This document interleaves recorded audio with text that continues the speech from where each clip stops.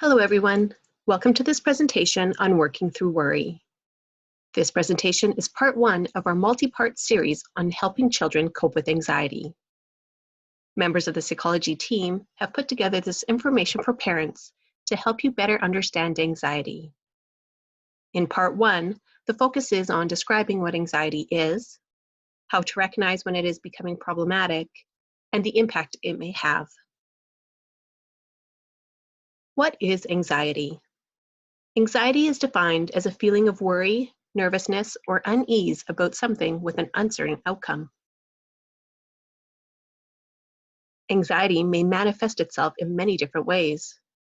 In children, some behaviors we might see include difficulties joining extracurricular activities, not being able to separate from parents, and school refusal. Observing the behavior of an anxious child is sometimes like looking at the tip of an iceberg. Underlying the anxious behaviors are layers and layers of emotions and experiences. When is anxiety a problem?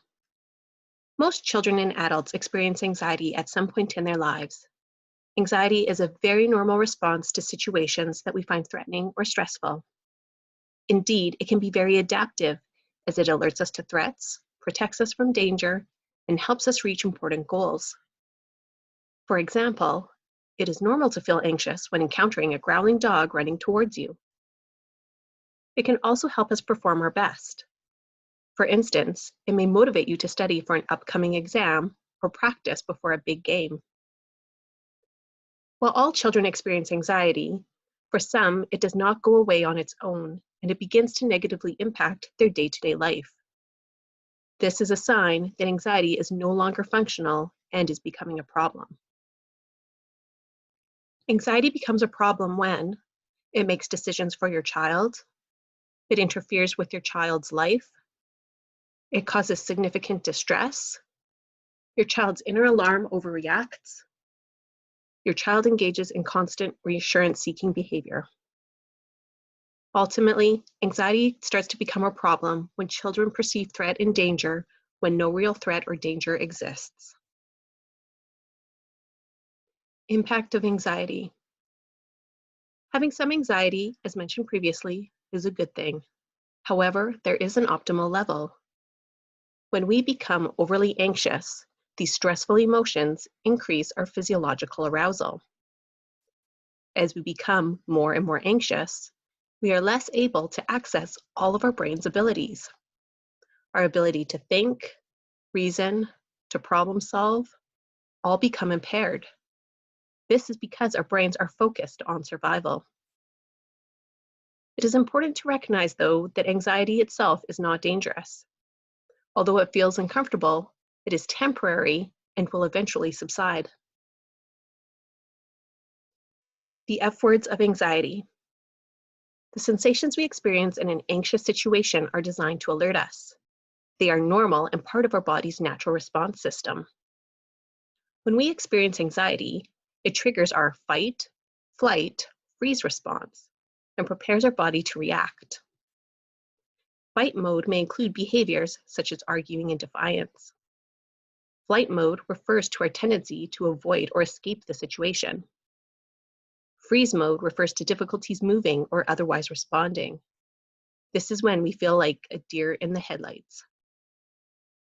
There's also fright mode. This occurs when we endure extreme anxiety and are in a state of high emotional arousal. 3 components of anxiety.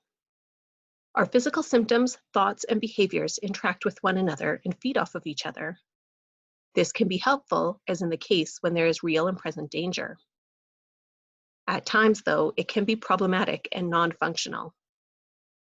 For example, if we perceive and think about a threat where no real threat exists, our bodies might start to nonetheless rev up, which in turn may trigger a fight, flight, or freeze behavior. Recognizing how all of these components interact is an important step in managing anxiety. Although understanding these connections can be difficult for young children, the adults in their lives can help them with this. Avoidance maintains anxiety. Negative thoughts and uncomfortable physical symptoms often lead children to avoid anxiety-provoking situations. Avoiding the situation is likely to reduce the feelings of anxiety in the short term. However, in the long term, the problem will worsen as children continue to associate high anxiety with the situation, and that relief and safety only comes with escape or avoidance. A child needs to stay in their feared situation long enough to allow the anxiety to come and then to subside. In the accompanying parts of the Working Through Worry series, we will provide strategies on how to help children face their fears in a controlled, planned, and supported way. Next steps. There are lots of things that you can do to help your child cope with anxiety.